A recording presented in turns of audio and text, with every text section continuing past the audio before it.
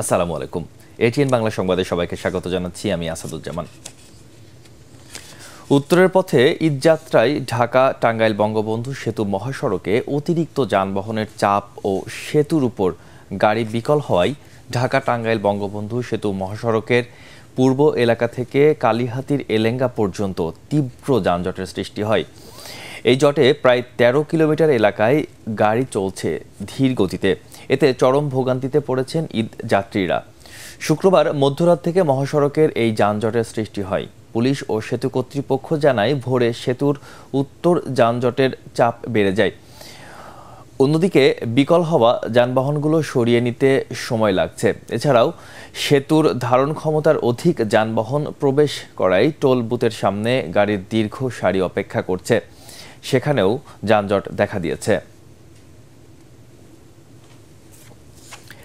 পাহাড়ি উজানের ঢল ও বৃষ্টিপাতের কারণে লালমনিরহাটের তিস্তা নদী হু হু করে পানি বাড়ছে। এতে নদী তীরবর্তী এলাকাগুলোর ঘরবাড়িতে পানি ঢুকতে শুরু করেছে। ইতিমধ্যে তলিয়ে গেছে বাদাম, পাট সহ আবাদি ফসল। হঠাৎ করে বৃষ্টিপাতের পানি বৃদ্ধি পাওয়ায় তিস্তাপাড়ের মানুষ বন্যা আতঙ্কে রয়েছে।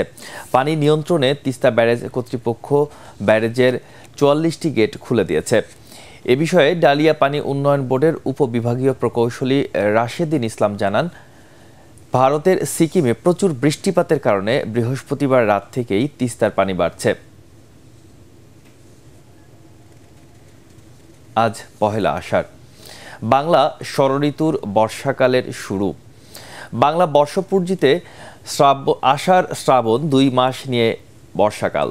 তীব্র গরমে নগরবাসীর জীবনে আনন্দের বার্তা বয়ে আসে এই বর্ষায়। এই ঋতুতে নতুন জলধারায় ভরে ওঠে নদ নদী এবং বৃক্ষরা পায় নবজীবন।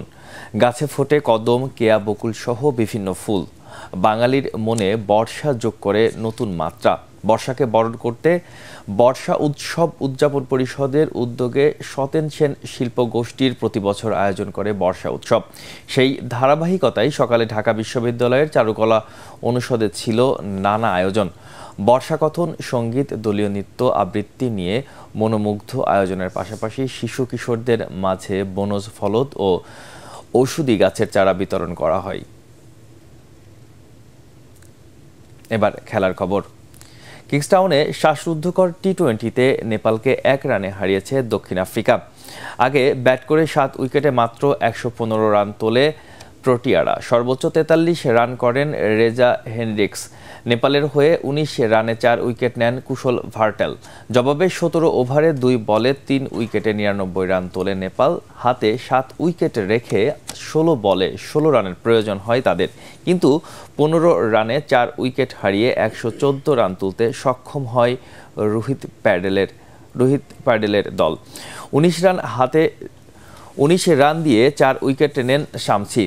তাতে কোনো টেস্ট প্লেয়িং দলকে প্রথমবারের হারানোর ইতিহাস গড়া হয়নি নেপালের।